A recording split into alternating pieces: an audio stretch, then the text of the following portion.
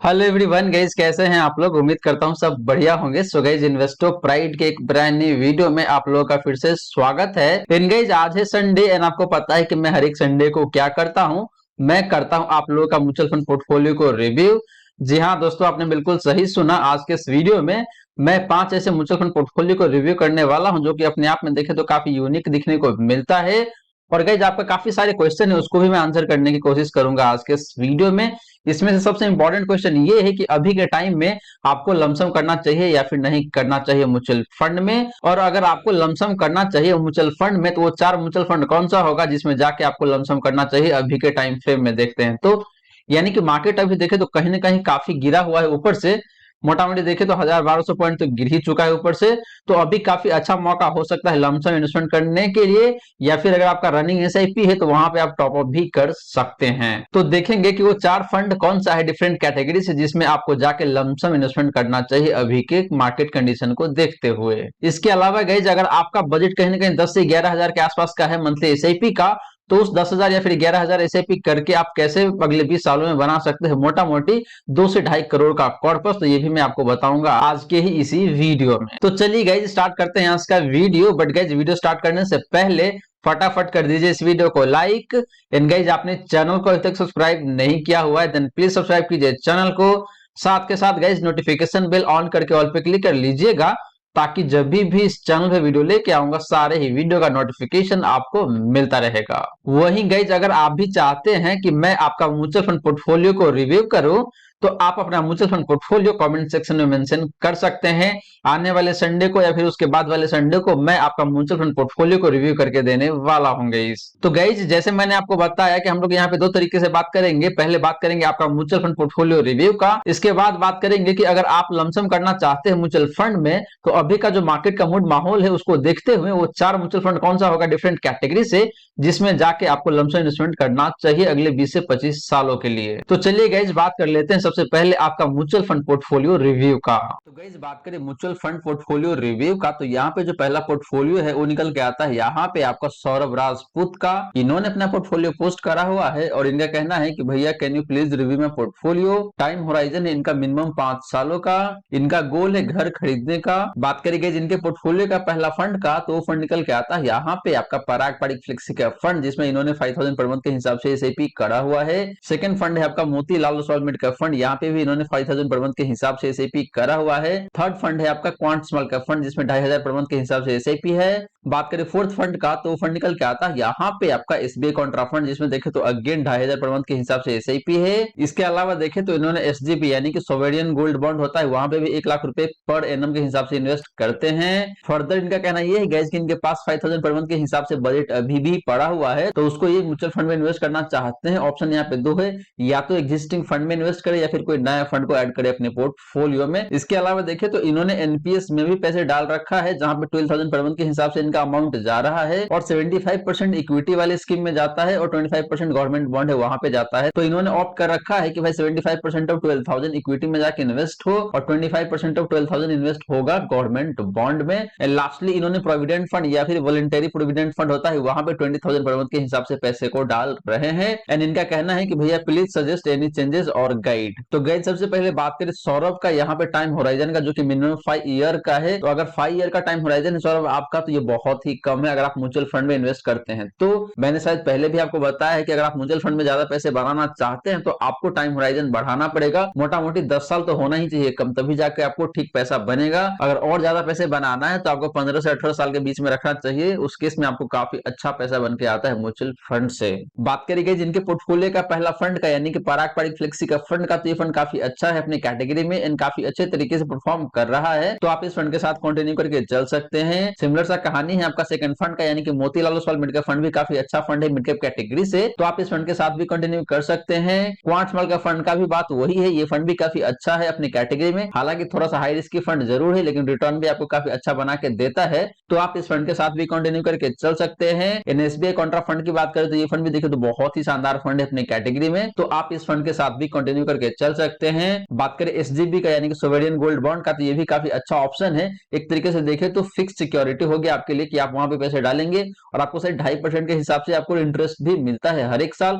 और जो capital appreciation होता है वो तो होता ही है, तो ये भी एक अच्छा ऑप्शन है, आप इसको भी कंटिन्यू करके चल सकते हैं। इसके अलावा आपने पूछा हुआ है कि आप एडिशनली 5000 पर मंथ के हिसाब से एसआईपी कर सकते हैं, तो इसके लिए एग्जिस्टिंग फंड सही रहेगा या फिर कोई न्यू फंड ऐड करना चाहिए अपने पोर्टफोलियो में। तो मेरा सजेशन यहाँ पे ये है कि आपको एक मल्टी कैप फंड भी ऐड कर लेना चाहिए अपने पोर्टफोलियो में। वहां पे क्या होता है कि आपका 50% by default small cap and mid cap category में चला जाता है, तो आपको काफी ज्यादा प्रॉफिट बन के आने का जो चांस है वो बढ़ जाता है। एंड जो 25% है वो लार्ज कैप स्टॉक में भी जाता है, तो काफी बैलेंस तरीके से आपको पैसे बन के आ सकता है। तो इसीलिए मैं आपको सजेस्ट करूंगा Nippon India multi cap fund को, आप उस फंड में जाके इन्वेस्ट कर सकते हैं 5000 पर मंथ के हिसाब से।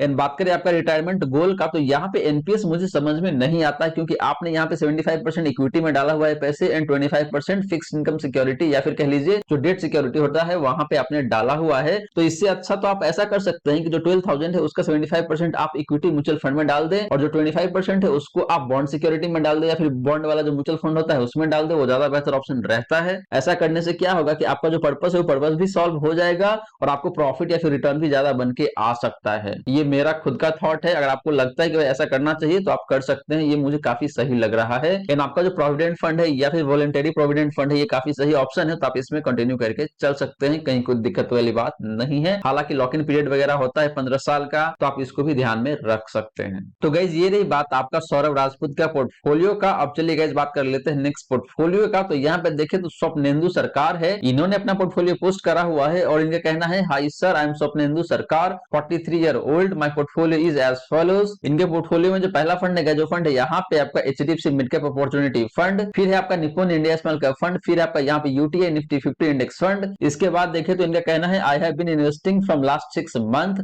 माई time horizon is 10 to 15 year, please review my portfolio. तो गाइस बात करें स्वप्नेंदु का पहला फंड का यानी कि HDFC mid cap opportunity fund का, तो ये फंड मुझे काफी सही लगता है, तो स्वप्नेंदु आप इस फंड के साथ कंटिन्यू करके चल सकते हैं। सिमिलर सा कहानी है आपका Nippon India small cap fund का, ये फंड भी काफी अच्छा फंड है अपने कैटेगरी में, तो आप इस फंड के साथ भी कंटिन्यू करके चल सकते हैं। बट ध्यान रहे आप आगे चल के इस फंड में लमसम नहीं कर पाएंगे, क्योंकि निप्पॉन स्मॉल कैप फंड में सिर्फ और सिर्फ एसआईपी ही अलाउ है। बात करें यूटीआई निफ्टी 50 इंडेक्स फंड का, तो ये फंड भी देखें तो काफी अच्छा फंड है लार्ज कैप इंडेक्स कैटेगरी से, तो आप इस फंड के साथ भी कंटिन्यू करके चल सकते हैं। इसके बाद बात करें इनका टाइम होराइजन का, तो ये काफी सही है, 10 से 15 साल का, यहाँ पे कहीं कोई दिक्कत वाली बात नहीं है। तो आप तीनों के तीनों फंड के साथ कंटिन्यू करके चल सकते हैं, कहीं कोई दिक्कत नहीं है। लेकिन एक सजेशन यहाँ पे है आपके लिए मेरे पास कि अगर आपके पास पैसा है, बजट है, इन दैट केस आप अपने पोर्टफोलियो में ऐड कर सकते हैं एक मल्टी कैप फंड को, और वो फंड हो सकता है Nippon India multi cap fund, क्योंकि मल्टी कैप फंड आपको काफी अच्छे तरीके से, काफी बैलेंस तरीके से प्रॉफिट बना के देता है, क्योंकि वहां पे large cap, mid cap and small cap का काफी अच्छा कॉम्बिनेशन होता है। तो आप चाहे तो Nippon India multi cap fund में जाके इन्वेस्ट कर सकते हैं, अगर आपका बजट अलाउ करता है तो। बात करें गाइस नेक्स्ट पोर्टफोलियो का, तो यहाँ पे शशिकांत है, इन्होंने अपना पोर्टफोलियो पोस्ट करा हुआ है और इनका कहना है, हैप्पी नवरात्रि सर। तो हैप्पी नवरात्रि आपको भी, नवरात्रि तो जा चुका है लेकिन ठीक है, ये थोड़ा पहले का 13 दिन पहले इन्होंने पोर्टफोलियो पोस्ट करा हुआ था। इनका कहना यहाँ पे ये है कि sir please review my portfolio. इनका टाइम होराइजन है 20 से 22 सालों का। इनके पास जो पहला फंड है वो फंड है यहाँ पे आपका निप्पॉन स्मॉल कैप फंड, फिर आपका क्वांट स्मॉल कैप फंड, फिर आपका यहाँ पे एचडीएफसी स्मॉल कैप फंड। इसके बाद देखें तो 2 मिड कैप कैटेगरी का फंड है, पहला फंड है आपका Motilal Oswal mid cap fund and दूसरा मिड कैप फंड है यहाँ पे आपका HDFC mid cap opportunity fund, जिसमें देखें तो इन्होंने 1500 पर मंथ के हिसाब से एसआईपी करा हुआ है। तो गाइस बात करें शशिकांत का म्यूचुअल फंड पोर्टफोलियो का, तो यहाँ पे सिर्फ 2 ही कैटेगरी का म्यूचुअल फंड देखने को मिल रहा है। पहला कैटेगरी है आपका स्मॉल कैप एंड दूसरा कैटेगरी है आपका मिड कैप, तो काफी हाई रिस्क की पोर्टफोलियो है ये। बात करें इनका पहला 3 स्मॉल कैप फंड का, तो ये तीनों ही फंड देखिए तो अपनी कैटेगरी में काफी अच्छे तरीके से परफॉर्म कर रहा है। निप्पॉन स्मॉल कैप फंड काफी अच्छा परफॉर्मेंस दिया हुआ है अक्रॉस द टाइम फ्रेम, काफी कंसिस्टेंट तरीके से परफॉर्म करा हुआ है। क्वांट स्मॉल कैप फंड का भी रिटर्न देखिए तो बहुत जबरदस्त है हर एक टाइम फ्रेम में। इन एचडीएफसी स्मॉल कैप फंड की भी बात करें तो यहाँ पे भी रिटर्न काफी अच्छा बन के आया हुआ है, तो आप इन तीनों फंड के साथ कंटिन्यू करके चल सकते हैं। सिमिलर सा कहानी है आपका दोनों मिड कैप फंड का, ये दोनों मिड कैप फंड भी देखे तो काफी अच्छा फंड है अपने कैटेगरी में। Motilal Oswal mid cap fund ने अक्रॉस द टाइम फ्रेम आपको काफी बेहतरीन तरीके से पैसे बना के दिया हुआ है एंड सिमिलरली आपका HDFC mid cap opportunity fund ने भी आपको अक्रॉस द टाइम फ्रेम काफी अच्छा परफॉर्मेंस दिया हुआ है एंड कंसिस्टेंट तरीके से आपको रिटर्न बना के दिया हुआ है ये पर्टिकुलर फंड भी। तो आपके पांचों फंड काफी अच्छा फंड है, मुझे कहीं कोई दिक्कत लगता नहीं है। लेकिन जैसे मैंने आपको बताया कि भाई आपका पोर्टफोलियो काफी हाई रिस्क की पोर्टफोलियो हो जाता है, तो इस बात को आप जरूर ध्यान में रख सकते हैं। एंड आपका जो निप्पॉन स्मॉल कैप फंड है उसमें आप लमसम इन्वेस्टमेंट नहीं कर सकते हैं, क्योंकि यहाँ पे सिर्फ और सिर्फ एसआईपी ही अलाउ है। लास्टली आपने पूछा हुआ है कि 20 साल के बाद लगभग कितना कॉर्पस हो सकता है, तो आपका जो टोटल पोर्टफोलियो है मोटा मोटी 11 15,000 के आसपास का देखने को मिल रहा है, यानी कि आप 11,000 पर मंथ के हिसाब से एसआईपी कर रहे हैं इन पांचों ही फंड में। और अगर आपको मोटा मोटी 18 से 20% का रिटर्न मिलता है अगले 20 सालों के लिए, जो कि बहुत ही पॉसिबल है क्योंकि आपके पोर्टफोलियो में small cap and mid cap category का फंड ही है, तो ये दोनों फंड आपको काफी ज्यादा रिटर्न बना के देता है, लेकिन रिस्क लेवल भी काफी ज्यादा होता है, तो रिटर्न ज्यादा मिलेगा। तो इसीलिए मैंने यहाँ पे 20% अज्यूम करके मैं चल रहा हूँ। तो अगले 20 सालों में आपको बड़े ही आसान तरीके से मोटा मोटी 2.5 करोड़ का कॉर्पस बन के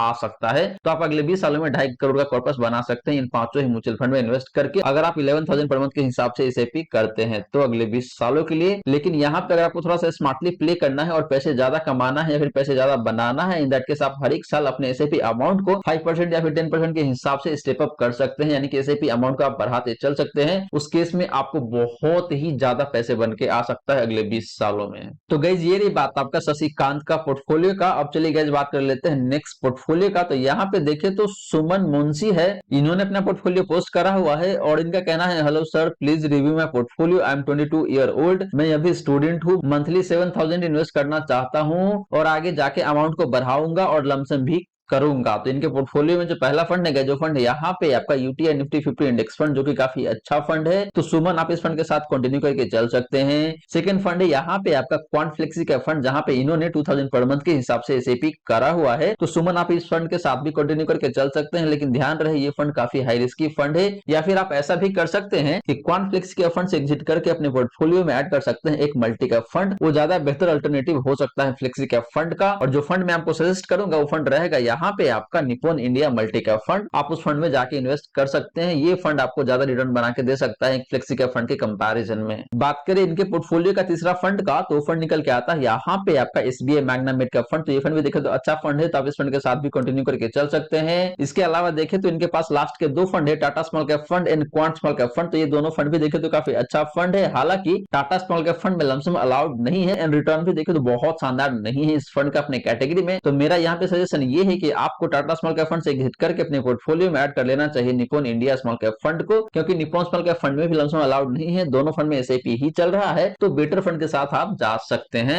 एंड बात करें लास्ट फंड का यानी कि क्वांट स्मॉल कैप फंड का, तो ये फंड बहुत ही बेहतरीन फंड है अपनी कैटेगरी में, तो आप इस फंड के साथ कंटिन्यू करके चल सकते हैं। लास्टली इनका कहना है कि long term 15 year plus moderate to high risk taker and expecting maximum return. तो आपका टाइम होराइजन काफी अच्छा है, कहीं कोई दिक्कत वाली बात नहीं है। रिस्क लेवल भी देखे तो आपका काफी अच्छा है, तो बहुत बढ़िया है, आप लॉन्ग टर्म में अच्छा पैसा बना सकते हैं। एंड आप एक्सपेक्ट कर रहे हैं मैक्सिमम रिटर्न का। इसके लिए मेरे पास एक और सजेशन है कि जब आपको लगेगा कि भाई आपके पास पैसे आना शुरू हो गया है मंथली हिसाब से, तो उस टाइम पे क्या कर सकते हैं, आपकी हर एक साल अपने एसआईपी अमाउंट को 10% या फिर 15% या फिर 5% से बढ़ाते चलेंगे, यानी कि आप स्टेप अप एसआईपी यूज कर सकते हैं और ऐसा करने से आप लॉन्ग टर्म में बहुत ज्यादा पैसे बना सकते हैं। तो गाइस ये रही बात आपका सुमन मुंशी जी का पोर्टफोलियो का। अब चलिए गाइस बात कर लेते हैं नेक्स्ट पोर्टफोलियो का। तो यहाँ पे देखो तो बलजीत सिंह जी है, इन्होंने अपना पोर्टफोलियो पोस्ट करा हुआ है और इनका कहना है, dear CA Jitendra Yadav sir, my name is Baljit Singh, I am 40 year old and my target is 20 year, यानी कि इनका टाइम होराइजन है 20 ईयर का। Please review my portfolio. इनके पोर्टफोलियो में जो पहला फंड है, जो फंड यहाँ पे आपका एसबीआई स्मॉल कैप फंड, दूसरा फंड है यहाँ पे एचडीएफसी स्मॉल कैप फंड, तीसरा फंड है आपका SBI Magna mid cap fund, चौथा फंड है आपका यहाँ पे एचडीएफसी मिड कैप फंड, पांचवा फंड है यहाँ पे आपका Motilal Oswal Nifty mid cap 150 index fund. बात करें सेकंड लास्ट फंड का, तो फंड यहाँ पे आपका HDFC balance advantage fund. And बात करें लास्ट फंड का, तो फंड यहाँ पे आपका Nippon India large cap fund.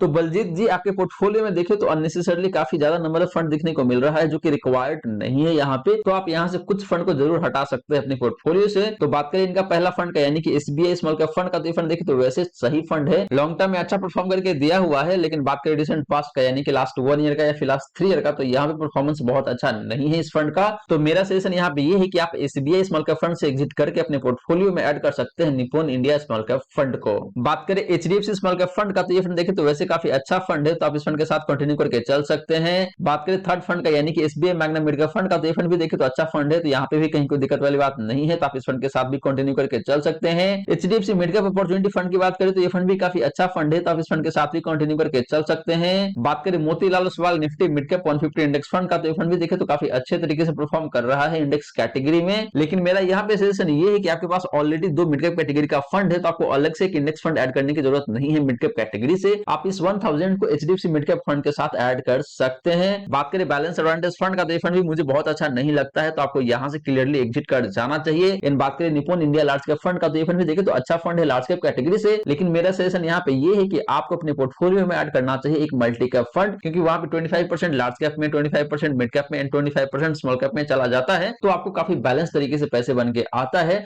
तो Nippon India large cap fund से आप एग्जिट करके अपने पोर्टफोलियो में ऐड कर सकते हैं Nippon India multi cap fund को। तो गाइज ये रही बात आपका बलजीत सिंह जी का पोर्टफोलियो का। और गाइज मैं ऐसा करता हूं कि जितने भी चेंजेस मैंने यहाँ पे सजेस्ट किया है, सारी चेंजेस आपको समझ में आ गया होगा। अगर आपके मन में स्टिल कोई डाउट है, कोई क्वेश्चन है, तो आप कमेंट सेक्शन में पूछ सकते हैं, वहां पे आपको मैं रिस्पॉन्ड कर दूंगा। इनकेस वीडियो अच्छी लगी हो तो वीडियो को लाइक करके अप्रिशिएट जरूर करें। एंड आपने चैनल को अभी तक सब्सक्राइब नहीं किया हुआ है, देन प्लीज सब्सक्राइब कीजिए चैनल को, साथ के साथ गाइस नोटिफिकेशन बेल ऑन करके ऑल पे क्लिक कर लीजिएगा, ताकि जब भी इस चैनल पे वीडियो लेके आऊंगा, सारे ही वीडियो का नोटिफिकेशन आपको मिलता रहेगा। अब चलिए गाइस बात करते हैं कि अगर आपके पास 5 लाख रुपए पड़ा हुआ है और आप मार्केट का एडवांटेज लेना चाहते हैं, यानी कि जो मार्केट में भी गिरावट आया हुआ है, उस गिरावट का फायदा उठाना चाहते हैं, तो चार कौन कौन सा फंड होगा डिफरेंट कैटेगरी से, जिसमें जाके आपको लमसम करना चाहिए उस 5 लाख रुपए को। तो गाइस यहाँ पे देखें तो मितेश ओबरॉय है, इन्होंने अपना क्वेश्चन पूछा हुआ है और इनका कहना है, hello sir, happy Navratri, I have around 5 lakh rupees for lump sum investment, please suggest me 5 best mutual fund for next 18 year for lump sum investment, thank you. तो गाइस इनका कहना ये है कि भाई इनके पास 5 लाख रुपए पड़ा हुआ है और अभी के मार्केट में लमसम करना चाहते हैं, तो कौन सा 5 फंड होगा डिफरेंट कैटेगरी से, जिसमें जाके इनको लमसम करना चाहिए अभी के मार्केट को मूड माहौल को देखते हुए। तो गाइस यहाँ पे मैं 5 फंड नहीं बताऊंगा, मैं बताऊंगा सिर्फ 4 ही फंड, और गाइस 4 ही फंड सफिशिएंट रहेगा आपके लिए। तो यहाँ पे 2 तरीके से बात करेंगे, पहले बात करेंगे आपका लमसम रिटर्न का,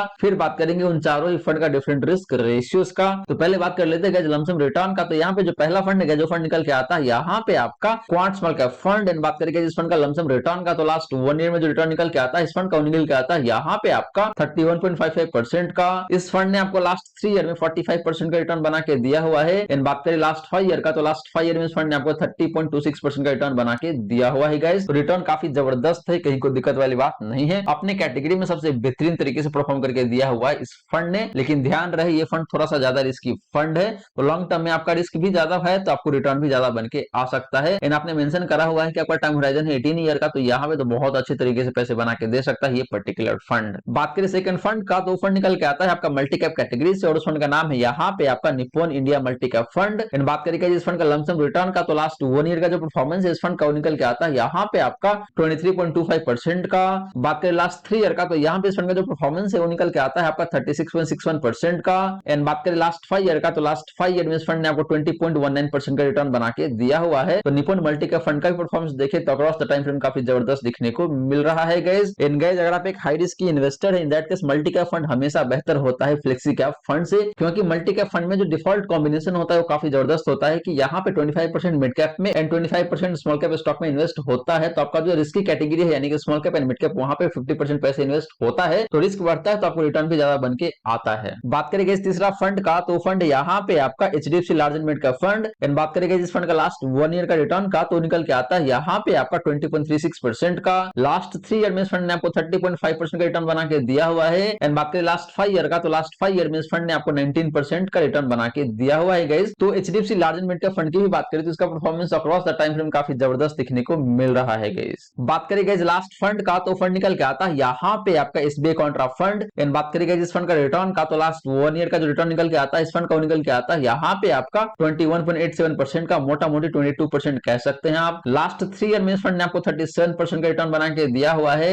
एंड बात करें लास्ट 5 ईयर का, तो लास्ट 5 ईयर में इस फंड ने आपको 23.35% का रिटर्न बना के दिया हुआ है। तो ये फंड भी अक्रॉस द टाइम फ्रेम बहुत ही शानदार तरीके से परफॉर्म करके दिया हुआ है। तो गाइज ये रही बात आपका इन चारों ही फंड का लमसम रिटर्न का। एंड गाइज देखे तो अक्रॉस द टाइम फ्रेम ये चारों ही फंड बहुत अच्छे तरीके से परफॉर्म कर रहा है। वही गाइज बात करें रिस्क रेशियोज का, तो क्वांट स्मॉल कैप फंड का जो डिवीजन है जो निकल के आता है यहाँ पे आपका 19.1 का। बात करेंगे जिस फंड का साफ रेशियो का, तो निकल के आता है यहाँ पे आपका 1.93 का। एंड बात करेंगे जिस फंड का अल्फा का, तो निकल के आता है यहाँ पे आपका मोटा मोटी 11% का। तो गाइज रिस्क रेशियोज भी देखें तो काफी जबरदस्त है, कहीं कोई दिक्कत वाली बात नहीं है। लेकिन जैसे मैंने आपको बताया कि भाई ये फंड थोड़ा सा हाई रिस्क की फंड है, तो यहाँ पे डिवीजन थोड़ा सा हाई साइड में देखने को मिलता है। इसका मतलब ये है कि इस फंड का रिटर्न थोड़ा सा ज्यादा वोलेटाइल रहता है। बात करें साफ रेशियो का, अल्फा का, तो ये काफी जबरदस्त दिखने को मिलता है। बात करें guys Nippon multi cap fund का स्टैंडर्ड डिविएशन का, तो निकल के आता है यहाँ पे आपका 16.82 का। बात करें गाइस इस फंड का शार्प रेशियो का, तो निकल के आता है यहाँ पे आपका 1.82 का। एंड बात करें गाइस इस फंड का अल्फा का, तो निकल के आता है यहाँ पे आपका 11.14% का।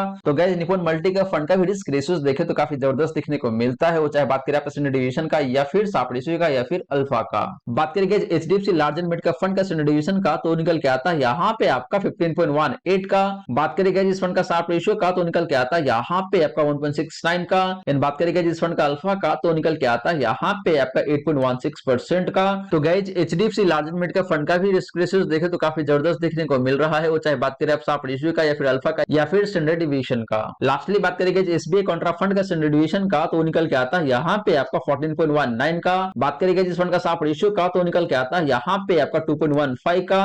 एंड बात करेगा जिस फंड का अल्फा का, तो निकल के आता है यहाँ पे आपका मोटा मोटी 16% का। तो गाइज एसबीआई कॉन्ट्रा फंड की भी रिस्क रेशियोज की बात करें तो ये काफी जबरदस्त दिखने को मिल रहा है, कहीं कोई दिक्कत वाली बात नहीं है, वो चाहे बात करें आप शार्प रेशियो का या फिर अल्फा का या फिर स्टैंडर्ड डिविएशन का। हर एक महीने में देखे तो ये फंड मुझे काफी बेहतरीन दिखने को मिल रहा है। तो गाइज ये 4 फंड है और इन चारों फंड में आपको जाके लमसम इन्वेस्टमेंट करना चाहिए अभी के मार्केट को मूड माहौल को देखते हुए। अभी अगर आप इन्वेस्ट करेंगे तो आपको आगे चल के अच्छा पैसा बन सकता है। और यहाँ पे आपके पास 5 लाख रुपए पड़ा हुआ है, तो उस 5 लाख को आप इन चारों फंड में डिवाइड कर सकते हैं। आप चाहे तो 3 से 4 लाख रुपए अभी इन्वेस्ट कर सकते हैं, और अगर फर्दर मार्केट और गिरता है तो वहां पे जाके आप अगेन इन्वेस्ट कर सकते हैं चारों फंड में। तो ऐसे करने से क्या होगा कि आपका जो एवरेज कॉस्ट ऑफ बाइंग है वो कम हो जाता है, और आगे चल के जब मार्केट बढ़ता है तो उस केस में आपको ज्यादा से ज्यादा प्रॉफिट बन के आता है गाइस। तो गाइस ये रही सारी की सारी बातें जो हमने की आज के इस वीडियो में। और गाइस यहाँ पे मैंने आपको 5 म्यूचुअल फंड पोर्टफोलियो रिव्यू करके दिया है, एंड मैं आशा करता हूं कि जो भी चेंजेस मैंने सजेस्ट किया है वो चेंजेस आप अपने पोर्टफोलियो में कर पाएंगे। इसके बाद आपका पोर्टफोलियो काफी सॉर्टेड हो जाएगा एंड आपको लॉन्ग टर्म में काफी अच्छे तरीके से पैसे बना के दे सकता है। इसके अलावा गाइस मैंने आपको 4 ऐसे म्यूचुअल फंड बताया है डिफरेंट कैटेगरी से, जिसमें जाके आप लमसम इन्वेस्टमेंट कर सकते हैं अभी के मार्केट का मूड माहौल को देखते हुए। और अगर आप इन चारों फंड में इन्वेस्ट करते हैं तो अगले 20 से 25 सालों में बहुत सारा पैसे बन के आ सकता है आपको।